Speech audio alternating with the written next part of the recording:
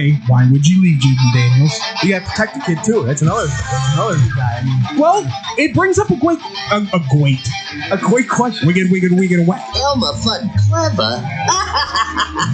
Don't make me laugh. The fact is, Elmer Fudd is the dumbest hunter I have ever had the pleasure to encounter. Okay, Wabbit, we'll see whose IQ is PU. Marriage is what brings us together today. Welcome to Blow the Whistle, and we will talk about shapes and colors. Tell you what, we'll just talk about shapes and colors now. I think that is a good discussion to have right here. Shapes and colors? No. Another thing we learn at school is how to count. Can you help me count these cars? No. 1, 2, 3, 4, 5. Great job. Blow the Whistle, your greatest little internet radio show everywhere you go. Always live on SportsTownChicago.com. Let's go.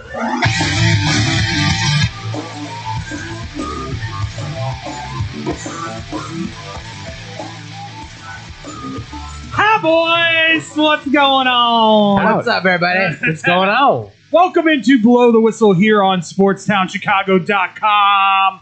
I am David Double D Dykstra, and I am with Tyler Butterball Beaterbaugh. Andrew Pepe Valentin. No gimmicks, Nick Johnston. Raylan Kennedy Dykstra. Yeah. In the business. In the background. Woo! What Barbie are you making right now? I'm just making some clothes right now. Yep. Yeah. She's Ric Flairing. Accessories. Styling and profiling. There you go. Oh, woo! All right, boys. There's a little game that happened last night. Oh, yes. Little game that happened last night, and we'll get into that. The other semifinal college football playoff game is tonight. We'll preview that.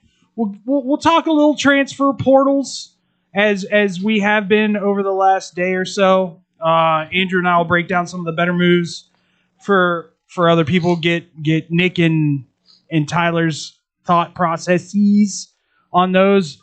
We'll get into the NFL. Mike McDaniel's getting fired. Probably the biggest news coming out yesterday. Called it. Surprisingly. Although finding out what I've found out about certain connections to certain head coaches, it makes sense now, which leads me to believe that he's not going to the New York Giants. No. But we'll get into that. We'll preview the weekend in the playoffs, and then we're going to do a little sports-centric off the rails because or as the great Jacob Big Bear Hagelock used to say, sports. Idiots. That was our audio instructor when we went to school, and Andrew had you had him as an instructor, or He was I was his first class ever. Okay. Yeah. So when we went to school here, Nick, it was directly after COVID. Mm-hmm. So we were the first class let in on campus. But we were also together with Colorado. So we would have classes with Colorado, their instructors, and everything like that. Interesting. So one of the instructors got let go, and no one was told. And Jake was fantastic at audio. Taught me and Tyler a lot of really cool things to do with audio and things like that, but was not a sports guy at all. And we went into the sports talk radio section of term 2, and he looked at me and Tyler and went, "Well, I guess we're doing sports." That's good. It was so good. And here's the best part. He looked at Tyler and I and Brandon, and he goes, "Listen, I know what sounds good and what good conversation sounds like. I'm going to lean on you guys to tell me if the information is accurate or not." It's fair. It was awesome. Yeah. So I was an instructor before. Sportify. Oh my God. That's what it was. I still have that stuff, dude. I still do. Welcome back to Sportify. That's a thing now, too. Is it really? Yes, they have took it from us. I know. We should have. Bastards. We should have trademarked that on SportsTownChicago.com. We will communicate back. Absolutely. I promise. As long as you're not trying to solicit anything. Yeah, Or yeah. sell a lawnmower. Yeah, no December ding dongs. Yeah. That was a no-go. No, Please and thank you. no kaleidoscopes allowed. Yeah. No. You don't need that. Keep that to yourself. Yeah. Wherever you put it. Stick that up your chimney. Happy holidays. Grandma got whacked with a kaleidoscope. Walking home from her house Christmas Eve. Oh, so we're doing off We the don't rails say first. Okay, got it. You don't say whack. Thudded? Yeah. Thumped? Thumped? Why do you think JYD had thump on the back of his trunks? Speared. All right, boys. Family Guy, sorry. Let me start with Tyler first. All right. Was this the best college football semifinal you've ever watched? It's definitely in the tops. I mean, I think this is the first time in a while we have not seen like a 2, 3, or a 4 seed in the college football playoff semifinals, and For sure, first double-digit seed. Yeah, absolutely, yeah. Let alone that. I mean, I was already blown away that Miami took care of business against Ohio State I in wasn't. the quarterfinals. Not that badly though. What was it, like a 2-score win? I believe. So I mean, that was just impressive to me. But it was just a complete back and forth. You had both good functioning offenses, but this was a lot of like defense. Like Ole Miss defense started off slow, but they came back in the second half, and then Chambliss just whenever, fast tempo, when the lights are brighter, the kid starts to perform phenomenally. And I mean, it was a nice shootout from both quarterbacks. So to me, this was one of the most entertaining. My eyes were glued to the TV the entire game, from kickoff to the final whistle or the PI. I'm not going to get into that, but no, this to me was. I'm trying to think of the last one that would have topped this one, but I mean, lately it just hasn't been. And I think the committee somewhat got this right as far as the college football rankings. Maybe the 11 and 12 seed, not so much. But I mean, overall, like the teams that got in, I think you were getting the best competition between each matchup. And like I said, I can't think of one more recent that I would say that tops this one. But I mean, this has just been overall entertaining. This right now is definitely the best one this playoff season. Now, I would love to see if Oregon, Indiana can top that, because that's two other really good schools that this could also come out the same way, where it's going to be tight niche, and it could be a shootout. It could be kind of like an even score like this. Yeah, this was a game that I was surprised at how much scoring there was involved in this, because these are two teams who are relatively kind of balanced in some kind of way, except I would say Ole Miss has a little bit more explosiveness due to the fact that Chambliss is much more athletic with his legs. But even still, Carson Beck, we've lambasted that guy to the end of time, and rightfully so. He's made a lot of mistakes over his time in college, but even still, he has shown that there is a clutch factor to him, because he was pretty darn good in this game. When they needed him to step up, he came up big, and it shows that there is an element to his game that maybe he's still growing, that there's still something there that he's starting to untap. And for Ole Miss, I give those guys a lot of credit. Like you said, Tyler, they were down, but they came back, they fought, and they showed the resiliency that they've had all year long. And the story they've had behind themselves is incredible. Obviously, Chambliss' story is incredible itself. But the problem, I think, fell to that you went so far behind Miami in the first half that it wasn't impossible to recover, because you did come back. But it showed that Miami already knew that they could find the holes in your defense. And once that started to appear, when it came down to what was it, like the last 2 minutes or whatever it was left on the clock there for Miami, I just had a distinctive feeling like they've been doing this all game. They'll find a way to move the ball down the field. And sure enough, they figure it out. They put the offense in place. I was shocked on the last play there, though, for Carson Beck to run it in. Yeah. That was not what I was expecting. And obviously you don't think about that because he is athletic, but you don't think he's fast. But you do have to kind of consider, like, hey, maybe just sit a linebacker out there in zone, and if you see him start running, go kill him. Not literally, but like lay him out. Yeah. Problem with that was that they were strict man to man. Yeah, and they were hoping a defensive end was going to go grab him because they're so athletic. He was like, "Where's Tony?" He was like, "Where's Tony? Where's Tony? Right. Where's Tony? Oh my God. 7 people on Tony right now." Yeah, and Marion was killing them too with those crossing routes over the middle. Like there was just no pressure too by Ole Miss's D line. No, like they couldn't get they were getting. There was one missed block the whole game. Yeah, I mean Walter Nolan and Umata on that team, even though they've got his brother. I mean, who's talented still. He's still good, but he was just clotheslined off because who's he up against? A first-round pick offensive tackle in Maui Goa, who is a behemoth of a man. Is that the 6'9" kid? Yeah. I looked him up. He's huge. He's insanely big. 6'9", 340. We just got a 5-star that's just going to replace him in Caldwell. That's not fair. But I have to say of the playoff games so far, this was the best I've seen.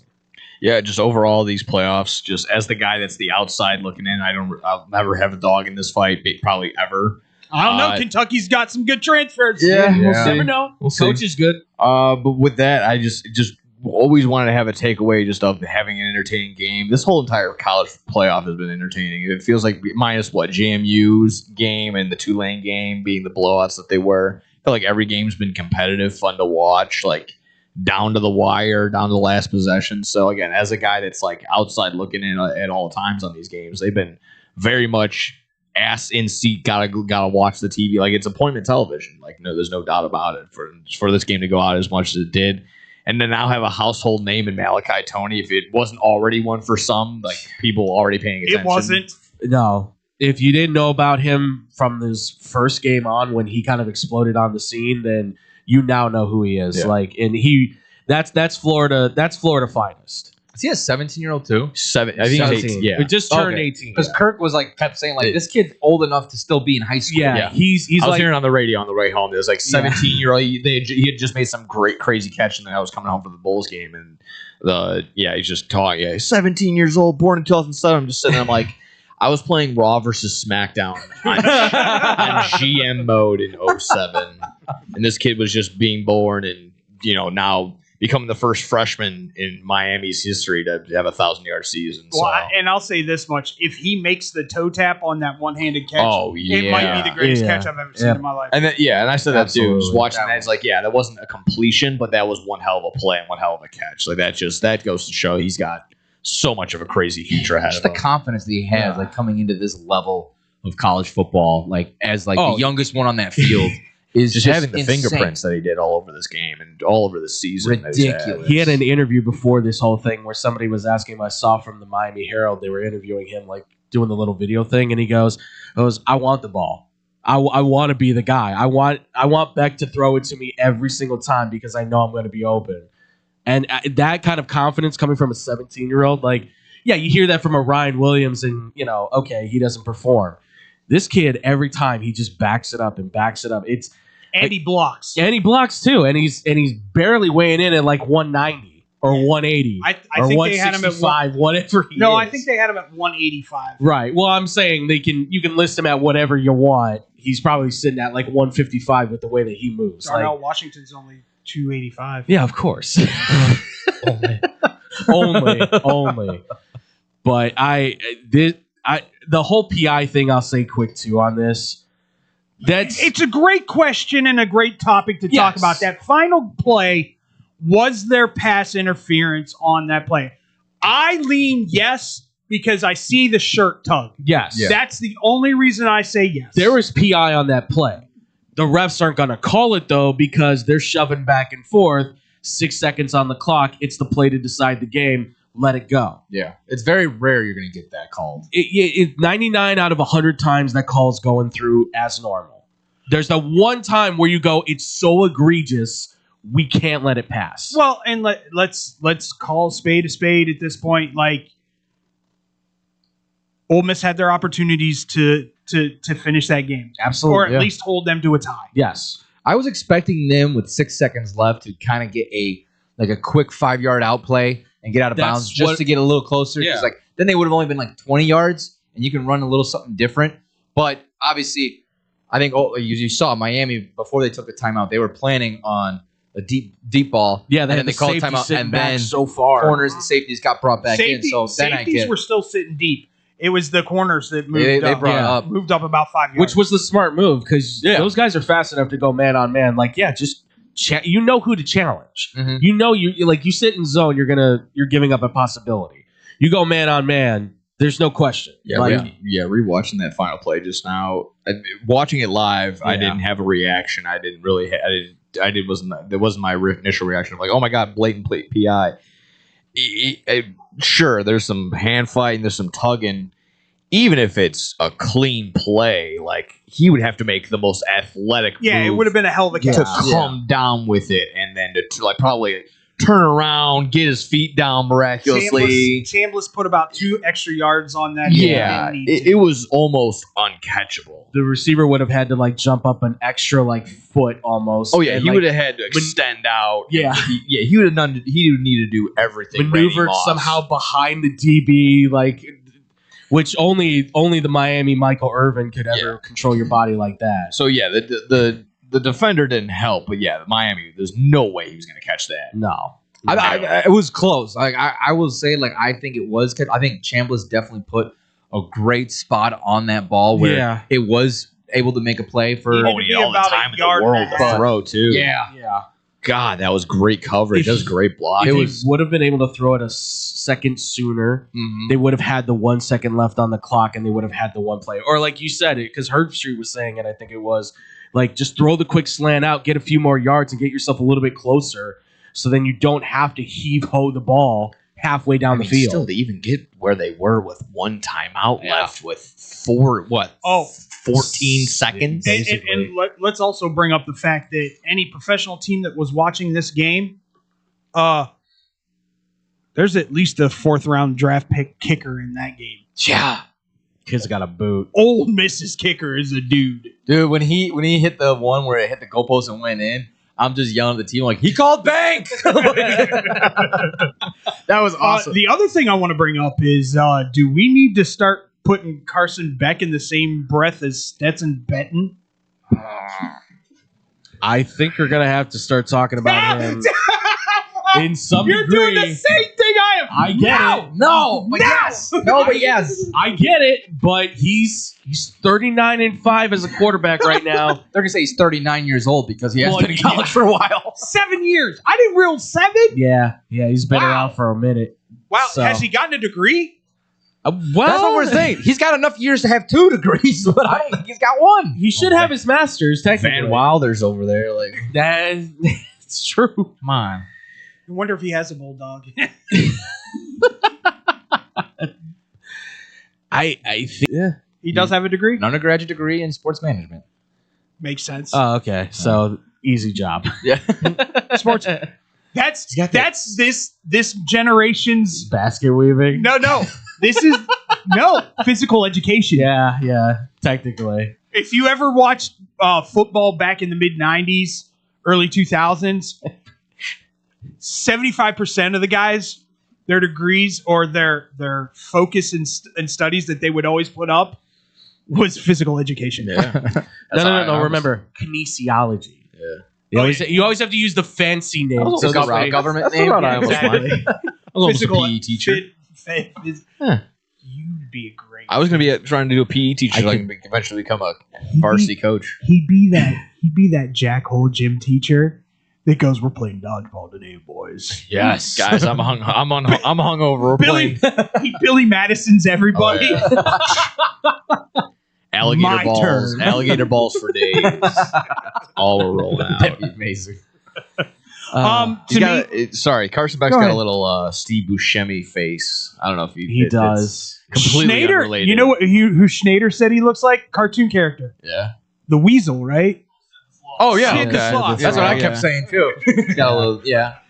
The eyes got a little Buscemi eyes. That's what I was getting. The little Buscemi. He looks like he would shove a nerd into a locker. Yeah, and like a guy who gets amped up, but not amped up on the sideline. yeah, But I feel like the departure of Lane Kiffin gave Ole Miss and this team an extra chip on their shoulder. I think that's kind of more. I think they got the best out of this Ole Miss team. That's kind of where I That's where I mean, Chambliss kind of that's yeah. You don't like That's where I mean, Chambliss kind of that's yeah. You don't play the way that he played because he was like, you know what, you don't want to be my coach anymore. Screw it, we're gonna ball out. I'm gonna exactly. Well, and the players made it vocal that okay, if you're not gonna be here, we don't want you to coach the team, and I understand that completely. It's just what his experiences and what he provides to that offense with the slow start that they had at the beginning. It may not have been that problem if he's there because he's seen it all, been there, done that with the offense. He knows every nook and cranny of how to beat a defense, especially one like Miami's. Like that would be a no-brainer for him easily. If you put up 27, this team should have probably been able to put up like 38, I would think, with Kiffin. But he does at least get credit for getting them to 11-1 and being in the playoff. You can't take that away from him. Without him being, I think, the head coach, I don't know if this team's that good. I don't. I really don't. I mean, kudos to Charlie Weiss Jr. Like, you're way better than your dad ever was. No disrespect, but you're 10 times, I think, the offensive-minded guy that he was. Yeah. Especially for college. So I'm not trying to be insulting. It's just Charlie Weiss we saw with Notre Dame. So. I will also say this. I'm going to be very interested to see what Lacey does now because he was staying because Chambliss was staying. Might go to the draft now. I strike while the iron's hot.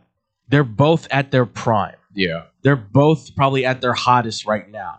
And they've both had their best seasons. I mean, Chambliss has no choice now. The draft is your goal. And he has every opportunity to be a first rounder. If I'm Lacey, you might be a first rounder too. Why not? I go mid-second, early third. I would too, but if you're a team that's saying we may need just another running back, we may need help there, there is a handful of running backs that are like all even keel. Absolutely, but talent. He automatically, I think, now becomes the second best running back in that group. Maybe it's Jeremiah Love, and then I would say Lacey would fall right behind him. He could be. I mean, if arguably, if I'm blanking on his name, but the Michigan running back, if he didn't get hurt, Haynes is going into the portal. He's going to. I thought he declared for the draft. Nope, going to the portal. He's okay. officially said he's not going back to Michigan. He's going to the portal. Well, then never mind. I stand corrected. So then, yeah, I would say that puts him. Yeah, Haynes should know by next. He'll be a second round pick even to next year. He would probably be a second or third round pick this year, but next year he'll be like a high second round pick if he can explode to. I don't know, whatever team he goes to. Probably maybe he goes to Ole Miss and replaces him. LSU.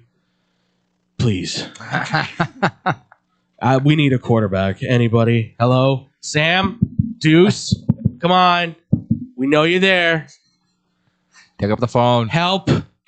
Can I raise you a Drew Aller? I'd really like to hear Elijah Haven in Baton Rouge commit right now. Come on, Elijah. Help me out.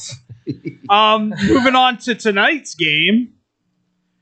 A rematch from earlier this year in Eugene, Oregon, where Indiana beat the Oregon Ducks.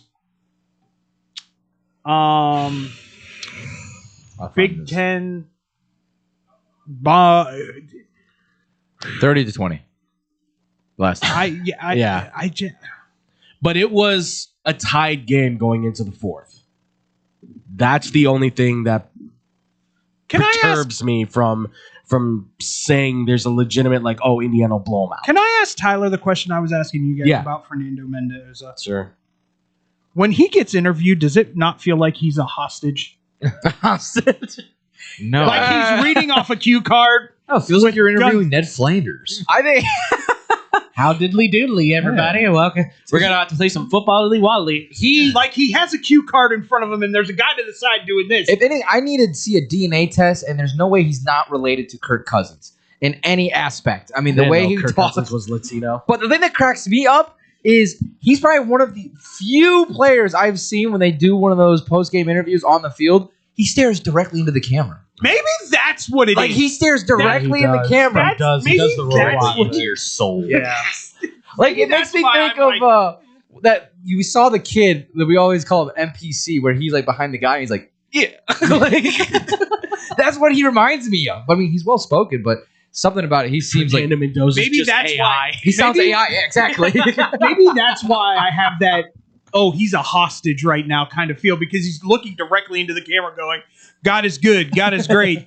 Dude, get a little. You're Cuban American. Get a little bit of flavor on you. My goodness. Get a tan. You're making Frankie and his Roll an ancestors R or two. disappointed. Seriously. Like, Fernando. I'm not even Cuban and I'm feeling disrespected over here. Come on. And my God, get a dance move. Holy cow. Oh my. Have I missed this? He tried to dance? He tried in the end zone and it was just kind of like a yeah. And I was like, oh, Kirk Cousins. no. It's Kirk Cousins. Yeah, it's Kirk Cousins. With the chains. Yeah. The funny thing is, that's his actual comp in the draft. That's what. That's yes. great. Which I think that's his like ceiling. Going is Kirk Target Cousins. shopping with Kirk Cousins and Fernando Mendoza. They're in the clearance section. Oh, Well, man. golly gee, it's just so good to be here, everybody. And then they go to hair cuttery. Yeah. Just What do they drink? He calls it different. A Red Roger or something like that. Oh yeah, Roy Rogers? Yeah, Roy Rogers. Yeah. You know what a Roy Rogers is? It's pretty like a Shirley Temple, right? It's a Shirley Temple Yeah. with Coke instead of Yeah. Sprite. Yeah. That's all they They're delicious. This By guy's- the way, this guy's milk it's cherry. toast. So just God, It's a very good drink. he's not going to get in trouble unless we find out that he's got the secrets in the closet. He might. Like Super Bowl weekend, he's down there just to be a guest down there. And This just in: Fernando Mendoza has been transvestite, Eddie Murphy syndrome. Well, I don't know if you saw this. I know it's wrestling related, but do you know the Okerlund, the Mean Gene Okerlund drink now? Yeah. It's what Have like you heard about this? Yes, I did. fills the cup up to the top with ice. He then also fills the cup up to like the brim with vodka. And then does this with the cranberry. Yeah, just literally a dab of cranberry, just to make it, just to change the color. And that's it. That's an Okerlund. They call it an Okerlund at a country club. Yeah, That's- That's just alcohol in a cup. yeah. That's all that is. Yeah. That's It's nothing. just gasoline. I'll say that. Hand sanitizer. I hate vodka to begin with. Like that. Yeah. How can you like that's? Yeah, Oh tough. God, I can't. I could never. But anyway, back to the game. I digress. I honestly don't know if there's much of a disparity between Signetti and Lanning. And this is one of the few times that I can sit here and say this coaching matchup is pretty damn equal. And if we're splitting hairs, we're splitting hairs. they're cut from the same cloth. They're very. The only difference is that Signetti very much seems like a guy who rules through the quiet talking voice, where he's kind You of mean like the dad stare? Yeah, that he it's- does constantly. it's the Godfather kind of. I just want us all to be here today to just make sure we play the best football we can. And then you got Dan Lanning, who's like, we are going to eat their faces, and then we're going to eat their kneecaps, and then we're going to use the kneecaps, and we're going to scoop out their brains. And it's just like, Your dude, blood will be my lotion. Well, his eyes after he beat Penn State at Penn State was scary.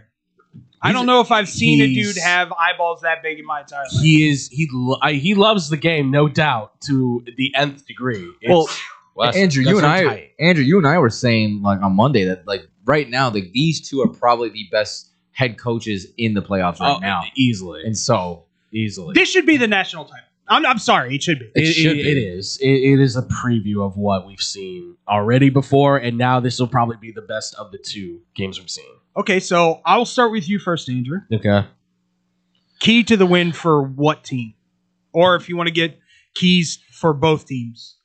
The key for Oregon is going to have to be winning in the turnover battle, which is the obvious one, but it's because of the fact that Indiana has been about no mistakes, high efficiency. So this is going to be key where zone is going to have to play an element to jumping the route and probably getting a defensive touchdown to kind of sway things in your favor.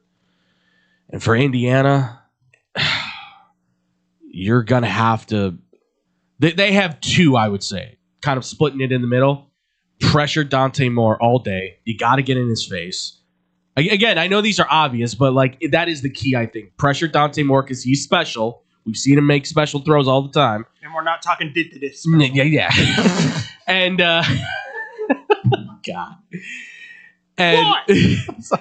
and it's gonna come down to Keep going. I'm gonna just don't look at me. Yeah. It's okay.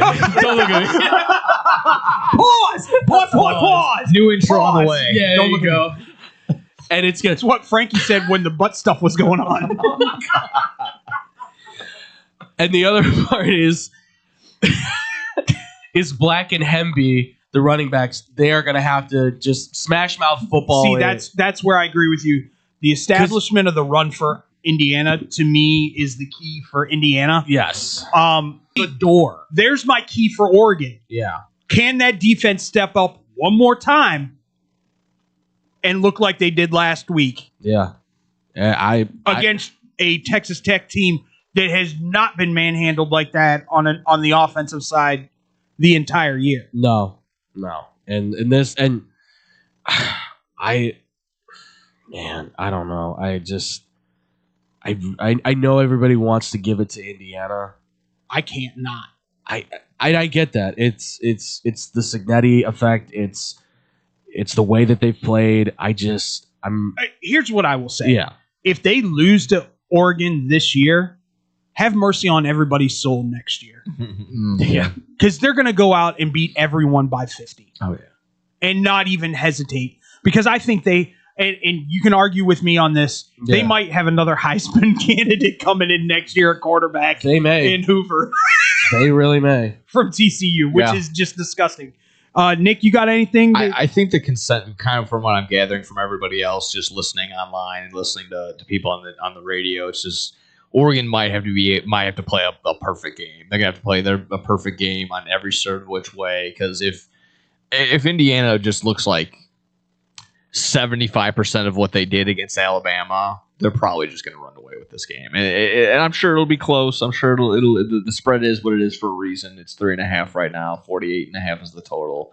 But yeah, Indiana just looks head and shoulders better than everybody else right now. In my eyes, that scare that they had against Penn State unlocked a different level for Indiana. Yeah, it could be.